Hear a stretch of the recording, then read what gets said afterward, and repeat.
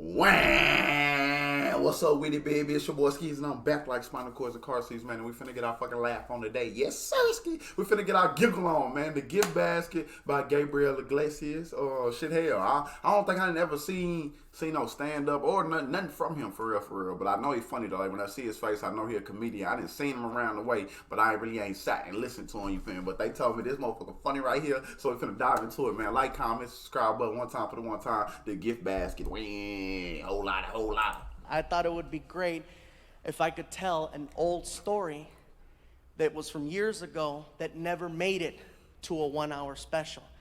And the cool part about this story is that it now has a different ending. The story is called The Gift Basket.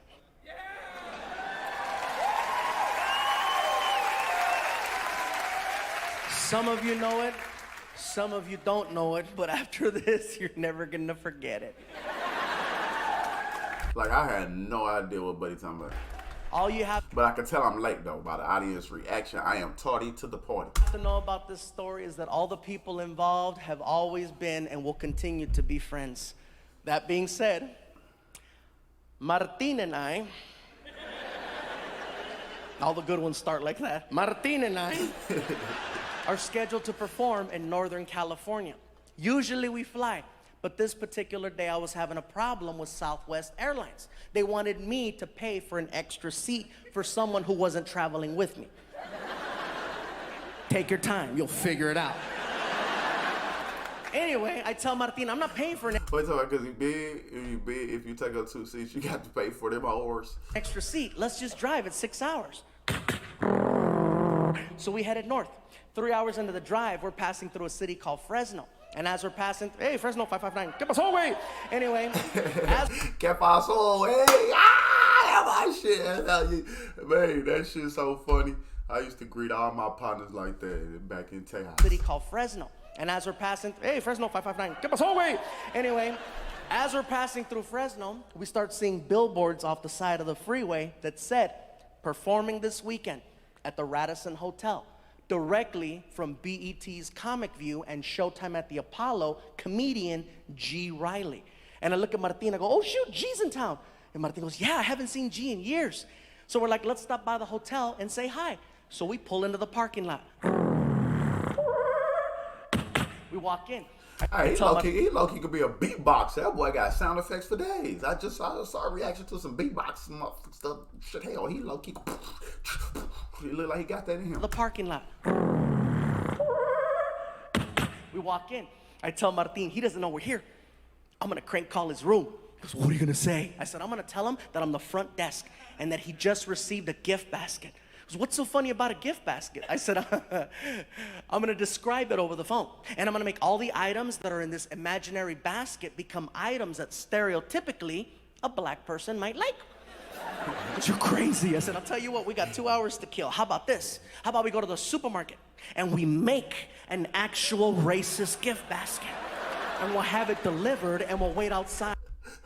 It gotta be some fried chicken. It got to be some fried chicken with my hot sauce. It got to be some fried chicken. And it got to be some hot sauce. It got to be some hot sauce. It got to be that there. To see what happens. I said, are you down? We go to a store and we start to design the sickest practical joke ever. I get a shopping cart and I'm like, all right, we need a basket. So I find one, I take out the grass, the plastic eggs, and the chocolate rabbits, and we start hitting the aisles. First item I grab is a fried chicken about that big, okay? See how quick that laugh was?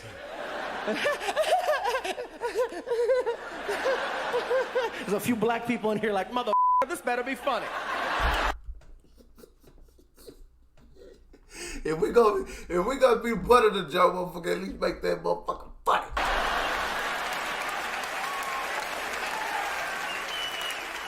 It's hysterical. Let me just finish the story and then you could judge me in the parking lot. So anyway, then Martin hands me a miniature watermelon and I put it next to the fried chicken. Here's where it gets interesting. See, I don't really like watermelon, but I get it though. But I personally, I don't like watermelon though. Watermelon and I put it next to the fried chicken. Here's where it gets interesting. What else we got, Employees of baby? the store find out what we're doing and they start volunteering to help us finish the basket. Half of the employees were black, which made it so much more accurate. Aisle after aisle. One guy was stocking a shelf. He was an older All right, put do-rags in that bitch. You got to put a do-rag in there. white guy, and we're like, sir, can you help us? What do you need? My buddy Martin and I are trying to make this messed up racist gift basket for our black friend as a practical joke. Can you think of something we can put in there? Without even blinking an eye, the guy was like, you gotta have Kool-Aid. Man, I forgot. It's at the end of the aisle on the right. Malt liquors and XL over in the back of the store in the freezer section. It's on sale 2 for 1. By the time we get to the register, all these different employees plus us came up with a basket that had fried chicken, watermelon, Kool-Aid, grape soda, barbecue potato chips, sunflower seeds, an Ebony magazine, a Chris Rock DVD called Bigger and Blacker, Magnum condoms, Newport cigarettes, a rack of ribs, the recipe for Bro, why you put no do-rag in there? You got to put a do-rag in there. So wave grease or something. cornbread. It was getting bigger and bigger and bigger and bigger. Icing on the cake, we find a greeting card that's on clearance from Halloween, and it has a picture of 3 ghosts on the cover wearing sheets. I tear off the half that says Happy Halloween, and on the back of the card I write, welcome to Fresno, love the Chamber of Commerce. And we stick it to the basket. We made it all nice and pretty, and we haul ass to the hotel. Bro, they moving malicious. Oh, boy, they motherfucker got me crying. They moving malicious. Oh, man. We pull up. We walk in. The basket is hot as hell, so I'm racing in. I get inside and I put it on the counter as fast as I can, bro. It's too perfect. There's a black girl behind the front desk. As soon as I put the basket down, I hear...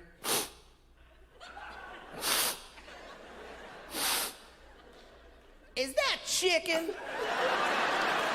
Ooh, let me see. Hold on. What is it? Let me explain. My name is Gabriel. This is Martin. We're a couple of comedians, and we're about to play a really crazy practical joke on a friend of ours who's staying here tonight by the name of G. Riley, who's also a comedian. Oh, the one that's on the signs on the freeway. Yeah, the one that's on the signs on the freeway. So as a practical joke, we went to the store and we made this messed up racist gift basket. That's why you can smell fried chicken. And she was like, what?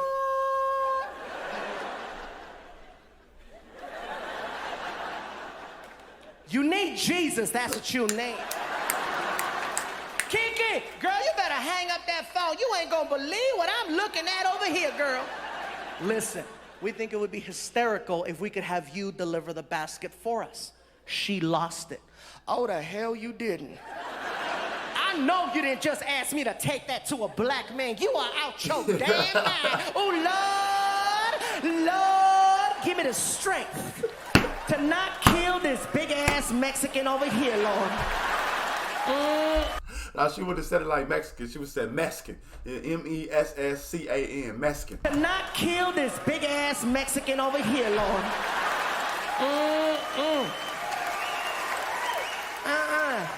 Okay, look here, Nacho Libre. I don't care who you are. I am not doing it. Hell no. I'll give you $50. Where that Sold, motherfucker nigga. at? What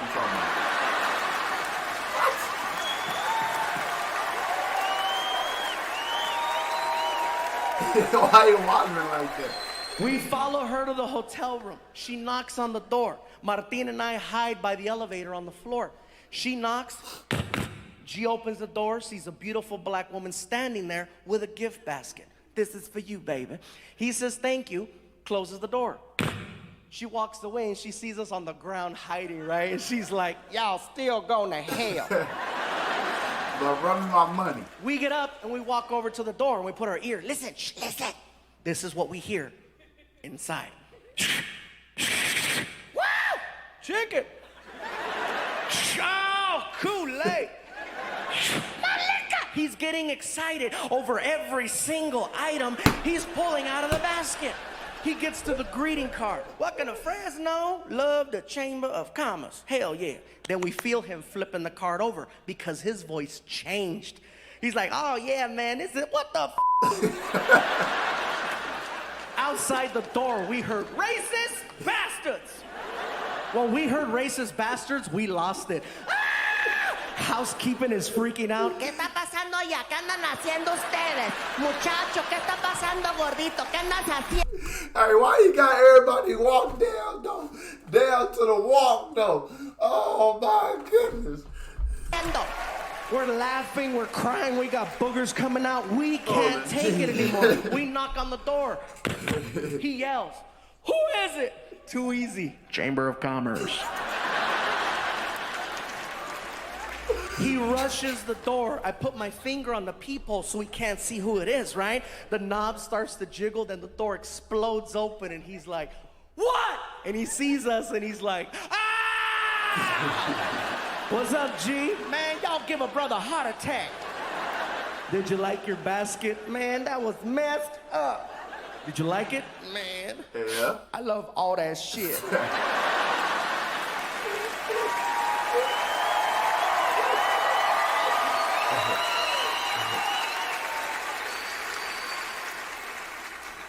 And now, ladies and gentlemen, a story that has been 7 years in the making. Bro, I would like for you to bro. now hear, for the first time ever, the other side of that story. Ladies and gentlemen, I flew him here to Hawaii so that he can share this with you. Give it up for my friend, Mr. G. Riley.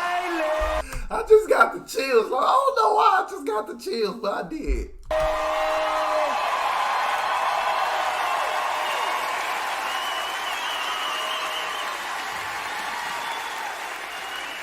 He looked familiar too. But I don't think I ever heard him or seen him do stand-up before either.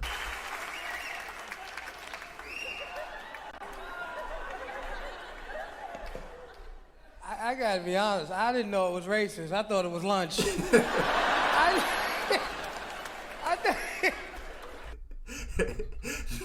Nigga so dumb.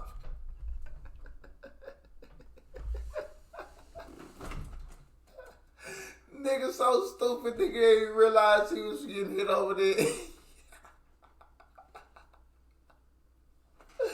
Nigga ain't realize he was getting hit with the okie doke until the ghost came. Oh, I thought it was lunch. I didn't know it was racist until I got back to my neighborhood. And brothers in my neighborhood looked at me. They say, man, I don't believe you let that Mexican guy do that to you, man. That was messed up. I know you got him back. I said, what, buy him lunch? I can't afford to buy that man lunch. If I buy him lunch, he'll be getting me again.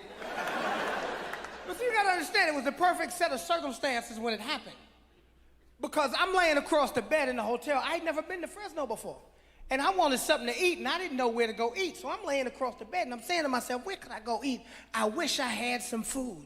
And all of a sudden, magically, there's a knock on the door. And a black girl shows up with a gift basket. And I took the gift basket, and I said, they know how to treat their comedians up here in Fresno. And I'm walking to the bed, and I could feel the heat, and I could smell the chicken from the gift basket. And I'm like, oh, this is cool. Because nobody smells chicken and thinks of racism, right? Facts.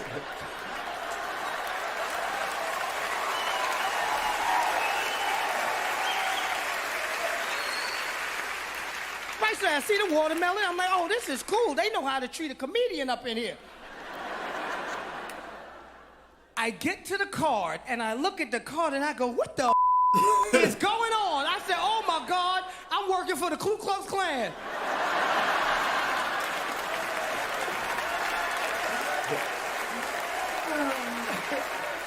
And I really started to panic because in my head, I'm saying to myself, is this for real? Because there were billboards all over the city with my picture. And I started thinking they were trying to scare me out of town. So now I don't know what to do, right? And I start trying to call a promoter, and the promoter's not answering the phone, and it's festering in my head, and I'm nervous, and I'm pacing the room, and all of a sudden there's a knock on the door, right? And I go, oh my God, they come to get me. So I ease over to the door, right? And I look through the peephole, right? And all I see is a brown dot, right? And I go, I hear somebody out there because I hear the breathing, right? I hear. But this was about 60 pounds ago, right? So I go to look down up under the door, right? But I said, oh my God, it got to be about 5 or 6 of them out there. Oh my God.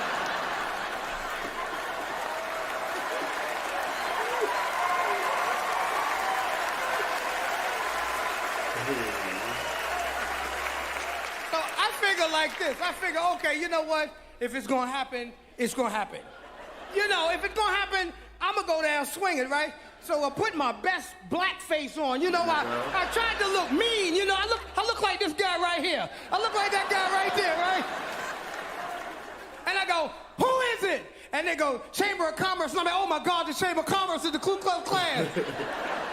And I'm panicking, so I get to the door, right? And I pull the door open, and when the door opens up, these guys are falling all over the hall, laughing at me. They're rolling all into the cleaning lady's car. The cleaning lady didn't know what was going on, right? She's scared to death because she sees a black dude with no shirt like this, so she grabs the lemon pledge like it's pepper spray, right? She's ready to get... Man, I was just dying. Everything, now that I realize it's a practical joke, everything calms down because I remember how hungry I was. I'm like, okay, cool. Practical joke, right? So I go in the bathroom to wash my hands. While I'm in the bathroom washing my hands, I hear a commotion in the other room, right? I go back in the other room. They're going through the gift basket. The maid is leaving with the watermelon. Martina's drinking my 40. And this bastard is eating my chicken! I'm out of here! At least you could have gave that man the chicken. And they went through all that and after he couldn't even get no chicken, man. That's crazy, boy. That shit funny though. No kizzy, man. Like, comment, subscribe. I need more of these, man.